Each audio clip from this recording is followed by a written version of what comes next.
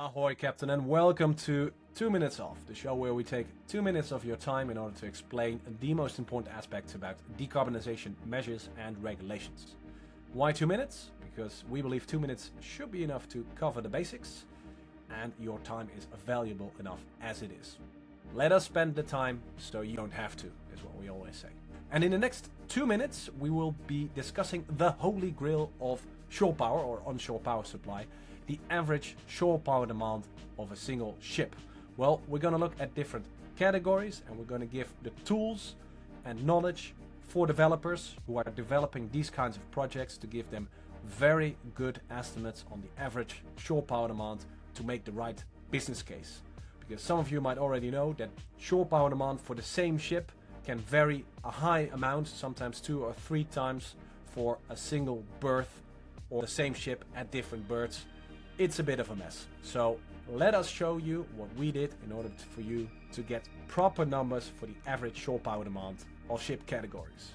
Let's dive in. This is it. Here you see the average power demand of different ship categories for all ships in our database with 450,000 GTs. In the rectangular blocks, you have 50% of what we assume the average power demand should be. So we have a low, average and high. That little box is 50% of all the measured ships in our database. The lines are all the outliers that are lower and higher, and there are even higher outliers than that. And as you can see, ro-ro vehicle carriers and passenger ships, they tend to have very high outliers when they are bigger, so that makes it harder to estimate a single value. We've calculated by taking 7,102 ships, take their auxiliary engine information and multiply that with a power factor, a low, an average and a high power factor, to give you the power demands for a low, average and high scenario.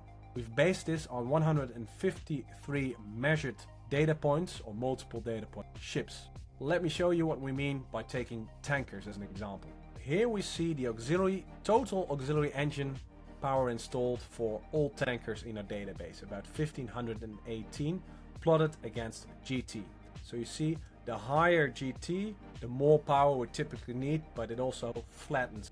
We added measurements from our measurements database, those are the pink crosses, in order to understand what would be the actual power demand relative to installed engine power for different ships at that GT. And that's how we got the low, average and high power demands. As you can see, these are our best estimates based on the total auxiliary power available. So we take that, multiply it with the power factor, and we get our average power for that ship category. But as you can already see, and this is exactly the problem, within a single category of roughly the same ships, we can have 10 times the different amount of power demand. So yes, we can make good average approximation, but if you have specific ships with a specific functionality, always have a look into that segment. And that is exactly what we can give in the database. These are the curves, but if you have a look, you can go deeper into single engines, make your own assumptions on the total amounts available.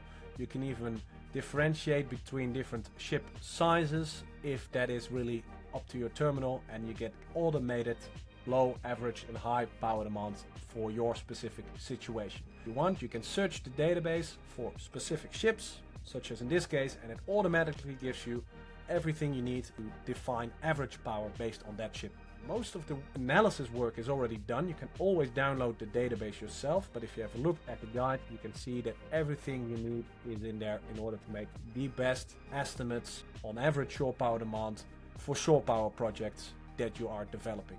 Average power demand is total auxiliary engine power installed multiplied with a power factor. Was that 2 minutes? Maybe not. I mean, it is a very tricky subject, but using the database, the web tool and the guide should give all you need in order to make estimates on the average power. Again, single ships are not covered with this, but if you have a spread of ships, ship segment, or you really want to get into the details of what that average power will mean, ultimately there is one average, even if you have multiple ships. Luckily, mathematics and the law of great numbers still holds, and this tool will give you exactly that number based on your assumptions, your search selections, etc. Sign up to download the database and get more support and analysis for your shore power projects. Thanks for watching the video and have a great day.